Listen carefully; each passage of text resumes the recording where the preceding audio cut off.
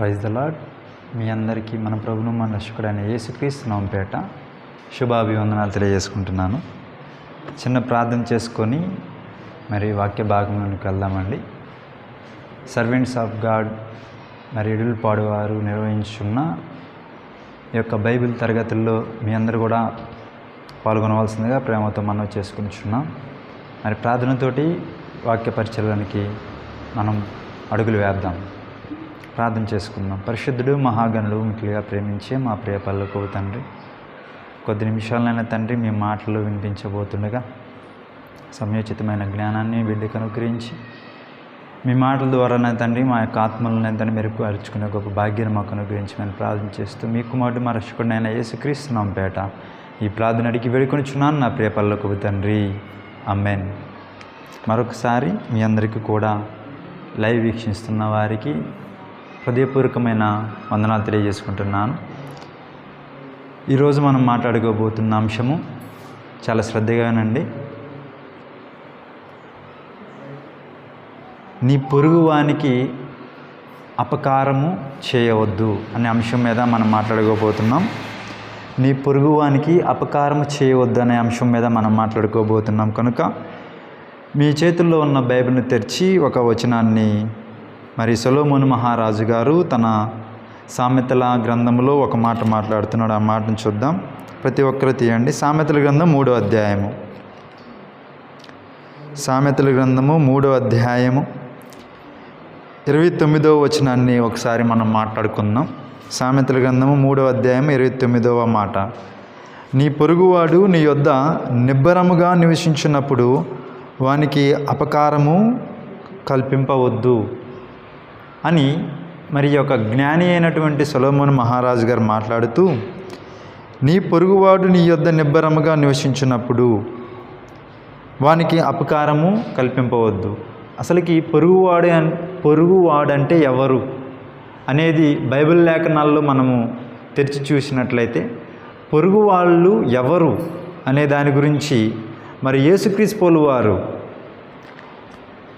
ఒక చక్కని మాటను మరి ధర్మశాస్త్రోపదేశకుడు ఒక ప్రశ్న అడిగినప్పుడు, నిత్య జీవానికి వారసులాగటానికి మేమేం చేయాలి నాయనా అని యేసుక్రీస్తు వారిని అడిగినప్పుడు ఆయన అంటున్న మాట లూకాసు వార్త 10వ అధ్యాయము.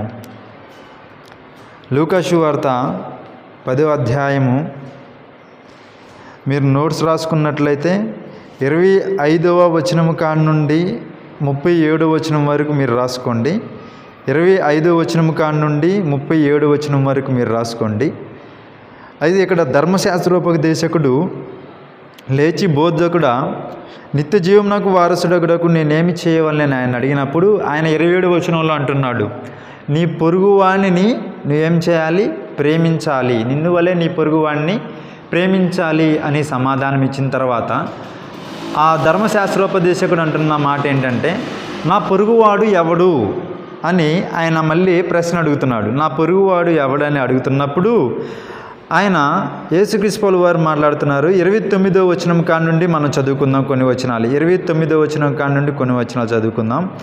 అయితే తాను నీతిమంతుడైనట్టు కనపరచగొనగోరి అతడు అవును గాని నా పొరుగువాడెవడని యేసుని అడిగాను. అందుకు యేసు ఇట్లనెను, ఒక మనుష్యుడు యెరూషలేము నుండి యెరికో పట్టణమునకు దిగి వెళ్ళుచు దొంగల చేతిలో చిక్కెను. వారు అతని బట్టలు దోచుకొని అతని కొట్టి కొనప్రాణంతో విడిచిపోయారు. అప్పుడు ఒక యాజకుడు ఆ త్రోవను వెళ్ళుట తటస్థించెను. అప్పుడు అతని చూచి ప్రక్కగా పోయాను. అతడు అలాగుననే లేవీయుడొకడు ఆ చోటికి వచ్చి చూచి ప్రక్కగా పోయాను. అయితే ఒక సమరయుడు ప్రయాణమైపోవచ్చు అతడు పడియున్న చోటికి వచ్చి అతన్ని చూచి అతని మీద జాలిపడి దగ్గరికి పోయి నూనె ద్రాక్షారసమును పోసి అతని గాయములను కట్టి తన వాహనము మీద ఎక్కించి ఒక పూట కూలివాని ఇంటికి తీసుకుని పోయి అతని పరామర్శించెను. మరునాడు అతడు 2 దేనారములు తీసి ఆ పూట కూలవానికి ఇచ్చి, అతని పరామర్శించుము, నీకింకేమైనాను ఖర్చు చేసిన ఎడల నేను మరలా వచ్చినప్పుడు అది నీకు తీర్చదనని అతనితో చెప్పిపోయాను. కాగా దొంగల చేతిలో చిక్కిన వానికి ఈ ముగ్గురిలో ఎవడు పొరుగువాడాయనని నీకు తోచుచున్నదని యేసు అడుగగా అతడు అతని మీద జాలిపడినవాడే అనెను. అందుకు యేసు, నీవును వెళ్ళి అలాగు చేయమని అతనితో చెప్పాను. అయితే క్రీస్తునందు ప్రియమైన దేవుని వాళ్ళరా, ఇందులో మనం గ్రహించవలసింది ఏంటంటే, నిన్ను వలే నీ పొరుగువాడిని ప్రేమించమన్న ఒక ఆజ్ఞని యేసుక్రీస్తు వారు ఒక ధర్మశాస్త్రోపదేశకుడు చెబుతున్నాడు. ఎందుకు చెబుతున్నాడు? పరలోక రాజ్యానికి వారసునగా అవ్వాలంటే ఏం చేయాలి అని ఆయన అడిగినప్పుడు, నిన్ను వలే నీ పొరుగువాడిని ప్రేమించాలి అని చెప్తే ఆయన ఒక ముక్కలో చెప్పేశాడు. కానీ అతనికి అర్థం అవుతుందో అర్థం అవ్వట్లేదో అని చెప్పేసి ఒక ఉపమాన రీతిగా ఒక ఉపమానాన్ని కూడా చెప్పాడు. ఏంటంటే ఆ ఉపమానం, మరి యెరూషలేము నుండి యెరికో పట్టణానికి వెళుతున్న ఒక మనిషిని చూయిస్తూ, ఆ మార్గంలో వెళ్తున్న యెరికో మార్గంలోనికి వెళ్ళిపోతున్న ఒక మనుషుణ్ణి అక్కడున్న దొంగలు ఏం చేశారంటే అతన్ని కొట్టి అతని బట్టలను దోచుకొని కొన ప్రాణముతో విడిచిపోయిరి అని ఇక్కడ రాయబడి ఉంది ప్రియమైన దేవుని వల్ల. అయితే యెరూషలేము నుండి యెరికో పట్టణానికి దిగి వెళ్ళిపోతున్నాడు ఇతను. యెరూషలేము నుండి యెరికో పట్టణానికి వెళ్ళిపోతున్నాడు. యెరూషలేము నుండి యెరికో పట్టణానికి వెళ్ళిపోతున్నాడంటే ఒక మంచి మార్గము నుండి ఒక చెడ్డ మార్గానికి తొలగిన వాడని దీనికి అర్థమవుతుంది మన బైబిల్ లేఖనాల ప్రకారం చూస్తే. అయితే బాప్తిసం తీసుకున్న తర్వాత మనం ఏ మార్గంలో ఉన్నామంటే యెరూషలేము అనే మార్గంలో ఉన్నాం. కానీ మనము మళ్ళీ పాపము చేస్తూ ఏ మార్గంలోనికి వెళ్తున్నామంటే యెరికో అనే ప్రాంతంలోనికి, యెరికో అనే పాపపు ఊబిలోనికి మనం వెళ్తున్నామని దానికి అర్థం ప్రియమైన దేవుని వల్ల. అయితే ఈ యెరూషలేము అనే పరిశుద్ధ జీవితం నుండి యెరికో అనే పాపపు జీవితంలో నడుస్తున్న వారికి ఏం జరుగుతుంది అంటే, ఆ రోజు దొంగలైతే ఎలాగైతే అతన్ని చితకగొట్టి అతని దగ్గర ఉన్న బట్టలు విప్పేసుకొని తీసుకుని వెళ్ళిపోయారో అలాంటి పరిస్థితి ఈరోజు కూడా మనకు జరుగుతుంది ప్రియమైన దేవుని వల్ల. ఆలోచించండి. అయితే మనము కూడా పరిశుద్ధత అనే జీవితంలోనికి మనం వచ్చాం బాప్తిసం తీసుకున్న తర్వాత. ఈ పరిశుద్ధత అనే జీవితంలో నుండి మనం తొలగిపోయి ఈ పాపమనే యెరికో పట్టణం లాంటి యొక్క జీవితంలోనికి మనం ఎప్పుడైతే వెళ్తున్నామో దేవుడు కూడా మన దగ్గర ఉన్న వాటన్నిటిని కూడా లాగేస్తాడు. అనారోగ్యం ద్వారా అయినా లాగుతాడు, డబ్బు ద్వారా అయినా లాగుతాడు, ఏ సమస్య ద్వారా అయినా కానీ నీ పరిశుద్ధ జీవితాన్ని నుండి నువ్వు పక్కకు దొలిగితే దేవుడు నీ దగ్గర ఉన్న వాటన్నిటిని కూడా తీసివేస్తాడు. కనుక నిన్ను వలే నీ పొరుగువాడిని ప్రేమించమన్న రీతిగా నిన్ను వలే నువ్వు ఎలాగైతే నీ దేహానికి ఒక స్నానం ఎలాగైతే చేస్తూ ఉంటావో, నీ దేహానికి ఆహారం అయితే ఎలాగైతే పెట్టుకుంటావో, నీ దేహాన్ని ఎలాగైతే సంరక్షిస్తుంటావో నీ పొరుగువాన్ని కూడా అలాగే సంరక్షించాలనేదే దేవుని కోరిక. ఆయన మాట్లాడుతున్నాడు 30వ వచనంలో. ఒకసారి చూద్దాం. 30వ వచనంలో ఆయన ఏం మాట్లాడుతున్నాడు? అందుకు యేసు ఇట్లా, నేను ఒక మనుషుడు యెరూషలేము నుండి యెరికో పట్టణమునకు దిగి వెళ్ళుచు దొంగల చేతిలో చిక్కెను. ఇతడు యెరూషలేము అనే పరిశుద్ధ జీవితం నుండి దొంగల చేతికి, పాపమనే ఊబిలోనికి, సాతానుగాడికి చిక్కబడుతున్న సందర్భం ఇది. అయితే వారు అతని బట్టలు దోచుకొని అతనిని కొట్టి కొన ప్రాణముతో విడిచిపోయారు. మనము పాపం అనేది అవలేలగా చేస్తూ ఉంటాం ప్రియమనే దేవుని వలన. పరిశుద్ధమైన జీవితంలోనికి వచ్చిన తర్వాత అబద్ధం ఆడటం ఒక పాపం అయితే, మరి మోహపు చూపు ఒక పాపం అయితే, నీ పొరుగు వానితో వ్యంగ్యంగా మాట్లాడటం ఒక పాపం అయితే, ఎన్నో పాపాలు మూటగట్టుకుంటున్న మనము కూడా ఈ లోకంలో కొన ప్రాణముతో ఉంటూ బ్రతుకుతున్నాం. మనందరము చచ్చిన వారము. దేవుని కోసం బ్రతుకుతామని చెప్పేసి దేవుని కోసము బ్రతకకుండా నీ ఇష్టానుసారంగా నువ్వు జీవిస్తున్నావంటే నువ్వు ఎలాంటివాడివో తెలుసా? చచ్చిన వాడివి. బాప్తిసం తీసుకున్న తర్వాత మళ్ళీ మనం పాపం చేస్తే ఆడు ఎలాంటి వాడంటే చచ్చిన వాడితో సమానం. వాడు పీనుగుతో సమానం, సున్నం కొట్టిన సమాధితో సమానం వాడు. అలాంటి వాడి గురించి మాట్లాడుతూ అతడు ఏం చేశాడంటే, దారిన వెళ్ళిపోతున్నప్పుడు 3 వ్యక్తులు ఆ దారిని వెళ్ళారు. మొట్టమొదటిగా యాజకుడు వెళ్ళాడు. 31వ వచనం చూడండి. అప్పుడు ఒక యాజకుడు ఆ త్రోవను వెళ్ళుట తటస్థించెను. అతడు అతన్ని చూచి ప్రక్కగా పోయాను. యాజకుడు అంటే ఎవరు? యాజకుడు అంటే సాక్షాత్తు దేవుని సన్నిధిలో పాపుల కొరకు మొరపెట్టేవాడు. పాపులు తెచ్చిన ఏదైతే బలి పశువు ఉందో లేదా బలి పక్షి ఉన్నదో ఆ పక్షిని బలి ఇచ్చి తిరిగి ఆ యొక్క పాప పరిహారార్థ బలిగా తీర్చేవాడే ఒక యాజకుడు అనేవాడు. ఆ యాజకుడు ఏం చేస్తాడంటే చూసి పక్కకి వెళ్ళిపోయాడు. అలాగే లేవీడు కూడా రెండో వ్యక్తిగా 32వ వచనంలో లేవీడు కూడా ఉన్నాడు. ఆ లేవీడు కూడా చూసి చూడనట్టుగా పక్కకి వెళ్ళిపోయాడు. అయితే ఒక సమరయుడు ప్రయాణమైపోవచ్చు అతడు పడి ఉన్న చోటికి వచ్చి అతన్ని చూచి అతని మీద ఏం పడ్డాడంట? ఆయన జాలి పడ్డాడు. రెండోది దగ్గరికి వెళ్ళాడు. మూడోది నూనె ద్రాక్షారసం పోశాడు. నాలుగవది గాయాలను కట్టాడు. ఐదోది తన వాహనం మీద కూడా ఎక్కించుకొని వెళ్ళాడు. ఈ 5 విషయాలు మనం చాలా జాగ్రత్తగా ఆలోచిద్దాం. 5 విషయాలు ఇక్కడ జరిగినాయి. ఏం జరిగినాయి? మొట్టమొదట జాలి పడ్డాడు. జాలి పడటం అంటే ఏంది? నీ పొరుగువాడు ఏదైనా ఆపదలో ఉన్నప్పుడు వాడిని చూసి అయ్యో అని బాధపడటం. నీ పొరుగువాడు ఒక ముద్ద కూడా కూటికి గడవని స్థితిలో ఉన్నప్పుడు, అన్నం లేదు, ఒక ముద్ద అన్నం పెట్టంటే అతని మీద మనం జాలి పడతామా? పడతాం. అలాంటి స్థితే ఇక్కడ కూడా జరిగిందన్నమాట. అతడు ఏమనుకున్నాడో తెలుసా? నేను ఇక చనిపోతాను, ఇక నన్ను రక్షించేవాడు ఎవరు లేడనుకున్న స్థితిలో దారిని పోయే ఒక దానయ్య లాంటి వాడు ఒక వ్యక్తి, ఆ వ్యక్తి పేరేంటిది? సమరయుడు వచ్చి జాలి పడ్డాడు. మొట్టమొదటి జాలి పడాలి. దేవుని బిడ్డలు ఎవరైనా ఆపదలో ఉంటే మనం ఏం చేయాలి? జాలి పడాలి. రెండోది ఏం చేయాలి? దగ్గరకు పోవాలి. వాళ్ళ దగ్గరికి పోయినప్పుడు వాళ్ళ పరిస్థితి ఏంటో మనకు అర్థమవుతుంది. కొందరికి ఇంటిలో జరగనప్పుడు అతని దగ్గరికి వెళ్ళి ఏమ్మా ఇంట్లో జరుగుతుందో జరగట్లేదు అన్నప్పుడు ఆ వ్యక్తి చెబుతాడు, అయ్యా నా ఇంట్లో ఒక పూట తినటానికి కూడా ఆహారం లేదు అని ఆయన అంటున్నప్పుడు ఆ వ్యక్తి దగ్గరికి వెళ్ళి మనం జాలిపడి అతనికి ఏం పెట్టాలి? ఆహారం అనేది అందించాలి. అలాగే ఈ వ్యక్తి చేశాడు. పాపం అనే ఊబిలో పడిపోతున్నాం మనందరమే. పాపం అనే ఊబిలో పడిపోతున్నప్పుడు దేవుడు జాలిపడ్డాడు. ఎవరు జాలిపడ్డారు? దేవుడు జాలిపడ్డాడు. దేవుడు జాలిపడి తన ప్రియ కుమారుడైన యేసుక్రీస్తు వారిని ఈ లోకానికి నీ కొరకు నా కొరకు మన దగ్గరికి పంపించాడు. ఆయన దూరంగా ఉండి మనల్ని రక్షించాడా? దగ్గరగుండి రక్షించాడు. మనల్ని దగ్గరుండి మనల్ని రక్షించాడు యేసుక్రీస్తు వారు. అదే ఆయన అంటున్నాడు చూడండి. అయితే ఆ సమరయుడు ప్రయాణమైపోవచ్చు అతడు పడి ఉన్న చోటుకి వచ్చి అతన్ని చూచి అతని మీద జాలిపడి దగ్గరికి పోయి ఏం చేశాడంట?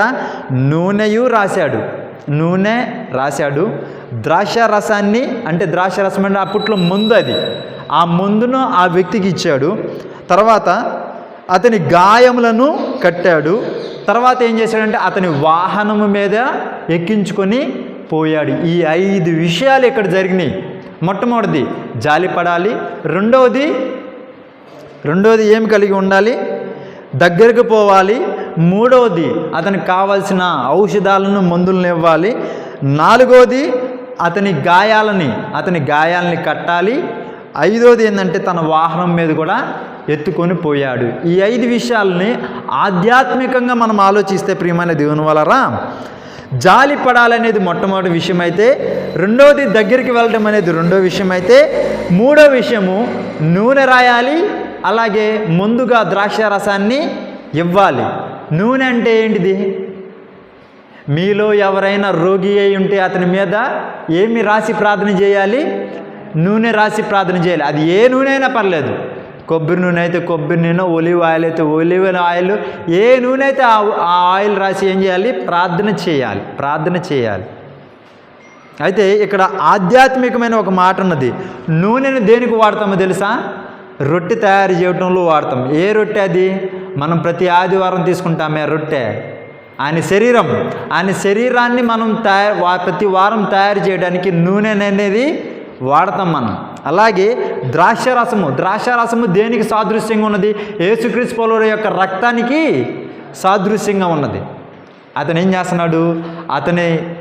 అతనికి దెబ్బలు తగిలితే అతని మీద జాలి పడ్డాడు ఒకటి. రెండోది అతని దగ్గరికి వెళ్ళాడు 2. మూడోది ఏం చేస్తున్నాడు? నూనె అలాగే ద్రాక్షారసాన్ని ఇస్తున్నాడు. యేసుక్రీస్తు ప్రభువు వారు కూడా మనందరం పాపములో ఉంటే మనందరి మీద జాలి పడ్డాడు. మన దగ్గరికి వచ్చాడు, తన ప్రాణాన్ని ఇచ్చాడు. ఆయన వచ్చేంత వరకు ఆయన ఏం చేయమన్నాడు తెలుసా? నన్ను జ్ఞాపకం చేసుకోవడానికి ఈ రొట్టె, ఈ ద్రాక్ష రసాన్ని తీసుకోమన్నాడు. రొట్టెను తయారు చేసే విషయంలో నూనె వాడతాం, అలాగే ఆయన రక్తంగా ద్రాక్ష రసాన్ని మనం తీసుకుంటున్నాం. అదే అక్కడ అంటున్నాడు ఆయన, నూనెయు ద్రాక్ష రసంను పోసి అతని గాయమును కట్టాడు. నాలుగోది ఏం చేశాడు? అతని గాయములను కట్టాడు. యేసుక్రీస్తు వారు ఆ యొక్క ద్రాక్ష రసాన్ని, ఆయన యొక్క శరీరాన్ని, ఆయన యొక్క రక్తాన్ని మనకి ఇవ్వటం వల్ల మన పాపాలని ఈ దేవుడు ఏం చేశాడు? కట్టేశాడు అన్నమాట. ఇంక ఎప్పుడు కూడా ఆయన జ్ఞాపకము చేసుకోడు. అలాగే ఐదో విషయంగా వాహనము మీద ఎక్కించాడు. ఏం చేసుకున్నాడు ఆయన? వాహనము మీద ఎక్కించుకున్నాడు. వాహనం మీద ఎక్కించుకోవటం అంటే ఏంది? నోవాహు గారి యొక్క జలప్రలయం సమయంలో ఆయన ఏం తయారు చేశాడు? ఒక వాహనాన్ని తయారు చేశాడు. ఆ వాహనం పేరేంటి? ఓడ. ఆ ఓడలో ఉన్న వాళ్ళు రక్షింపబడ్డారా? రక్షింపబడలేదా? రక్షింపబడ్డారు. ఈరోజు సంఘం అనే ఓడలోనికి ఎవరైతే వస్తున్నారో ఆ ఓడలో ఉన్న వారిని దేవుడు ఏం చేస్తున్నాడు? రక్షించాడు వాళ్ళందరినీ. సంఘంలో ఉన్న వారందరినీ దేవుడు ఏం చేశాడు? రక్షించాడు. ప్రియమనే దేవుని వలన అలాగా రక్షించుకొని ఎవరికైతే గాయాలు ఉన్నాయో ఆ గాయాలు ఎవరిలో అయితే పాపం ఉన్నదో ఆ పాపానికి పరిహారార్థ బలిగా యేసుక్రీస్తు వారు ఈ లోకంలోనికి వచ్చి మనందరి పాపముల కొరకు మరణించి తిరిగి లేచి విజయశీలుడై రెండవ రాకల్లో మనందరి కొరకు రావడానికి సిద్ధంగా ఉన్నాడు. అదే ఆయన అక్కడ ప్రస్తావిస్తున్నాయి. లోతుగా వెళ్ళి మనం ధ్యానిస్తున్నాం ఈ మాటల్ని. లోతుగా వెళ్ళి మనం ధ్యానిస్తున్నాం. అతని మీద ఏం చేశాడంటే జాలిపడ్డాడు, దగ్గరికి పోయాడు, నూనె ద్రాక్షరసం పోసి అతని గాయములను కట్టాడు, తన్ను తీసుకొని పోయి అతన్ని పరామర్శించాడు. యాకోబు పత్రిక 1వ అధ్యాయం చివరిలో ఒక వచనం ఉంటుంది. దిక్కులేని పిల్లలను పరామర్శించుట అని ఉంటుంది.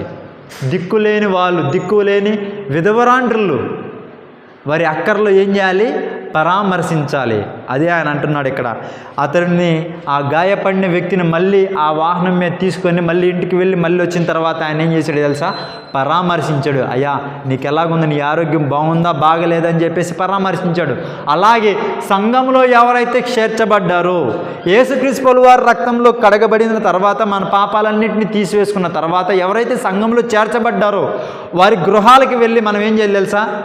అయ్యా నీ యొక్క జీవితం ఎలాగుంది? బాప్తిసం తీసుకున్న తర్వాత నువ్వు ఎలాగుంటున్నావు? బాగా జీవిస్తున్నావా జీవించట్లేదా? ప్రార్థన చేసుకుంటున్నావా చేసుకోవట్లేదా? వాక్యం చదువుకుంటున్నావా చదువుకోవట్లేదా?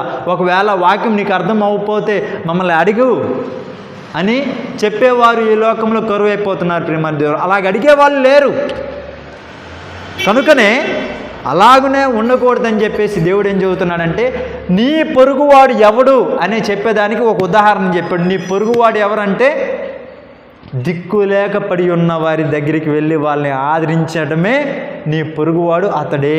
అతడే ఎవరైతే నా ఇంట్లో గడవట్లేదు, నాకు ఆహారం లేదని నువ్వు చెప్పుకున్నావే, ఆ చెప్పుకున్నప్పుడు ఆ ఏ వ్యక్తి అయితే విన్నాడో ఆ వ్యక్తి వచ్చి నీ కడుపు నిండా అన్నం పెట్టాడు చూడు, ఆ వ్యక్తి ఎవరు తెలుసా? నీ పొరుగువాడు. అలాంటి వాళ్ళే పొరుగువాళ్ళు. తెలియని వాళ్ళకి సహాయం చేసి, తెలియని వారికి సహాయం చేసి ఆ యొక్క గొప్పతనాన్ని దేవుడు రాపిస్తున్న, బైబిల్లో నుండి రాపిస్తున్న ఒక మంచి వర్తమానం ఇది. నిన్ను వల్లే నీ పొరుగు వారిని ప్రేమించాలంటే ప్రతి విషయంలో కూడా ప్రేమించాలి. తనకు ఉన్నా ప్రేమించాలి, లేకపోయినా ప్రేమించాలి. అక్కర్లో నీ తోడు నీడను ఇవ్వాలి. భార్య భర్తకి సహకారంగా ఉండాలి, భర్త భార్యకు సహకారంగా ఉండాలి. వీళ్ళిద్దరూ కూడా కుటుంబానికి సహకారంగా ఉండాలి. తనతో ఉన్న వారందరినీ ఎలాగైతే బాగా చూసుకుంటాడో తన పొరుగు వారిని కూడా అంతే బాగా చూసుకుంటాడు. నీ ఇంట్లో వారిని నువ్వు సరిగా చూసుకోకుండా, నీ ఇంట్లో ఉన్న వారిని నువ్వు సరిగా చూసుకోకుండా నీ తోటి వారిని నేను బాగా చూసుకోవాలనుకుంటే చూసుకుంటామా? చూసుకోలేం. ప్రియమైన దేవుని వల్ల నీ అన్న వారిని, నా అనుకున్న వారిని ఎవరినైతే ఎప్పుడైతే బాగా చూసుకుంటామో నీ పొరుగు వారిని కూడా అంతే బాగా చూసుకుంటాం. అందుకోసమనే పొరుగు వారి మీద ఎవరైనా ద్వేషం చూపిస్తే, ఈ లేవీయుడు ఉన్నాడు కదా, ఈ యాజకుడు ఉన్నారు కదా, వీళ్ళిద్దరికీ తెలుసు ఈ యొక్క ప్రాణం దేవుడిచ్చిన ప్రాణం. ఈ యొక్క పాపి దేవుడు ఈ లోకాన్ని పంపించిన ఒక పాపి. అయితే ఆ పాపిని తిరిగి దేవుని దగ్గర చేర్చాలన్న ఇంగిత జ్ఞానం కూడా లేకుండా ఈ యాజకుడు, ఈ లేవీలు దేవుని గురించి తెలుసుకొని కూడా ఆ యొక్క పొరుగువాడిని రక్షించకుండా పక్కగుండా వెళ్ళిపోయారు. మనం అలాగుందామా ఈ లోకంలో? నీ పొరుగువాడు బాధల్లో ఉంటే సంతోషపడే వాళ్ళు ఉంటారు. నీ పొరుగు వాళ్ళు ఇబ్బందుల్లో ఉంటే ఆ యొక్క పైచాచిక ఆనందం అంటారు దాన్ని, పిశాచిక ఆనందం అంటారు దాన్ని. నీ పొరుగువాడు ఇబ్బందుల్లో ఉంటే వాడిని చూసి అంత దౌర్భాగ్య స్థితి నీకెందుకు దేవుడు అలాగా నీకెందుకు అలాంటి పాపిష్టి హృదయాన్ని దేవుడు అనుగ్రహించాడో, సాతానుగాడు అనుగ్రహిస్తున్నాడో మనకు అర్థం కావట్లేదు. దేవుడు నీకు మంచి మనస్సాక్షిని అనుగ్రహించాడు, కానీ సాతానుగాడు ఏం చేస్తున్నాడు? ఏముందిలే, వాడిని రక్షిస్తే ఏముంది, రక్షించకపోతే ఏముంది, నీ దారిన నువ్వు పో అని అన్నాడు. కానీ ఇద్దరు దేవుని వ్యక్తులే. కానీ ఒక వ్యక్తి ఒక మరణ స్థితిలో ఉన్నప్పుడు ఆ వ్యక్తి యొక్క స్థితిని తెలుసుకోలేని అంత అంధకారమైన స్థితిలోనికి వాళ్ళు వెళ్ళిపోయారు ప్రేమైన దేవుని వలన. అయితే ఈ మధ్యాహ్న కాలం ముందు మనం వాక్యం వింటున్నప్పుడు నీ తోటివాడు ఎవరైనా నీ పొరుగువాడు ఆపదల్లో ఉంటే నువ్వు నవ్వుకుంటూ ఉన్నావేమో, అది చాలా తప్పని దేవుడు మన బైబిల్ లేఖనాల్లో రాస్తున్నాడు. అది చాలా తప్పు. దేవునికి విరుద్ధమైన కార్యం ఏదైనా చేస్తే మనం ఎక్కడికి వెళ్తాం తెలుసా? నిత్య నరకాగ్నిలోనికి వెళ్తాం. అది నేను అనట్లేదు, జకరియా గారు తన గ్రంథంలో రాస్తూ ఒక మాట అంటున్నాడు. చూద్దాం, చివరిగా ఈ వాక్యం చూసుకొని ముగించుకుందాం. జకరియా గ్రంథము 8వ అధ్యాయము 17వ వచనం. జకరియా గ్రంథము 8వ అధ్యాయము 17వ వచనాన్ని ఒకసారి చదువుకుందాం. జకరియా గ్రంథం 8వ అధ్యాయము 17వ వచనం. తన పొరుగు వాని మీద ఎవడును దుర్యోచన యోచింపకూడదు, అబద్ధ ప్రమాణము చేయ నిష్టపడకూడదు, ఇవన్నీ నాకు అసహ్యములు.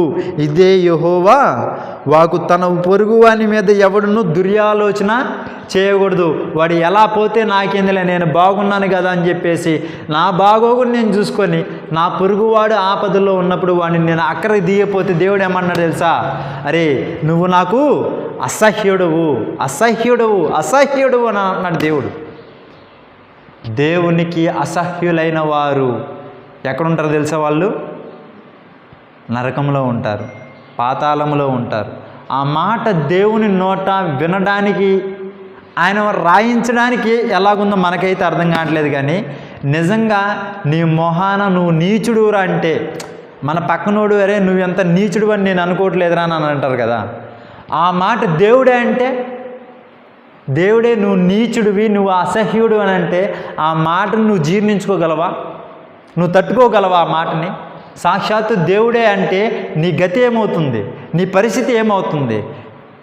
ఒక్కసారి ఆలోచించుకొని ఈ బైబిల్ లేఖనాల్లో రాసిన మాటల ప్రకారం, దేవా ఇక నుండి నేను నా పొరుగువాడిని చూసి నేను ఎప్పుడు కూడా అసూయపడను, అతన్ని నేను ఎప్పుడు ద్వేషించను, అతనికి కపటం చేయాలని, అతను పడిపోవాలని, అతను నాశనం అవ్వాలని నేను ఎప్పుడు కోరుకోను ప్రభువా.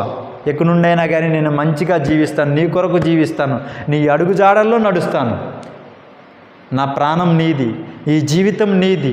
ఈ జీవితంలో ఈ బైబిల్ లేఖనాల్లో ఉన్న మాటల ప్రకారం జీవిస్తూ నీ కొరకే జీవిస్తానని చెప్పేసి ఒక తీర్మానం తీసుకుంది ఈ మధ్యాహ్న కాలంలో. పొరపాటున నా ఇంటి పక్కనోళ్ళు ఏదన్నా సమస్యలో ఉంటే వీడు నాశనం అవ్వాలని నేను కోరుకున్నానేమో. అలాంటి మనసుని ఎప్పుడైనా నేను కోరుకుని ఉంటే దయతో నన్ను క్షమించు ప్రభు అని చెప్పేసి ఈ మధ్యాహ్న కాలమందు మనం ప్రార్థన చేసి అడుగుతాం. దేవుడు చివరిగా జకరియా ద్వారా మాట్లాడుతున్న మాట ఏందో తెలుసా? నీ పొరుగువాడు ఎవరైనా ఆపదల్లో ఉంటే అతన్ని చూసి నువ్వు నవ్వుకుంటే నేను నిన్ను చూసి అసహ్యించుకుంటాను, నిన్ను చూసి అసహ్యించుకుంటున్నాను. కనుక నువ్వు నా అసహనం నుండి, నువ్వు నా యొక్క అసహ్యం నుండి నువ్వు తప్పించుకోవాలంటే నువ్వు పరిశుద్ధంగా జీవించాలి. ఆ పరిశుద్ధ జీవితం కొరకు నువ్వు బ్రతకాలి. ఆ పరిశుద్ధ జీవితాన్ని కొరకు నేను నా కుమారుడైన యేసుక్రీస్తు వారిని ఈ లోకాన్ని పంపించాను. ఆయన యొక్క మరణాన్ని నువ్వు తెలుసుకోవాలి. ఆ మరణాన్ని తెలుసుకొని పరిశుద్ధంగా జీవించి ఈ లోకంలో నేను ఇచ్చుచున్న ఆ పరలోకంలోనికి ఎక్కడి నుండి అక్కడికి నువ్వు రావాలని దేవుడు కోరుకుంటున్నాడు. ఆ కోరికను నిర్లక్ష్యం చేయకుండా ఆ కోరిక ప్రకారమే మనందరం కూడా పరలోకానికి వెళ్ళాలని కోరుకుంటూ ఈ కొద్ది మాటలు నేను మీకు వినిపిస్తూ నేను ముగిస్తున్నాను. చిన్న ప్రార్థన చేసుకొని ఈ యొక్క కార్యక్రమాన్ని ముగించుకుందాం. పరిశుద్ధుడు మహాగణుకులుగా ప్రేమించే మా ప్రియ పరలోక తండ్రి, మీ బంగారు పాదాలకు వందనాలు స్తోత్రం చెల్లించుకుంటున్నామయ్యా. దేవా తండ్రి, ఇంతవరకు నైనా తండ్రి కొద్ది నిమిషాలు నైనా తండ్రి మీ మాటలు నా పొరుగువాణ్ణి మీద నేను అసహ్యం అనేది పడకూడదు నైనా తండ్రి.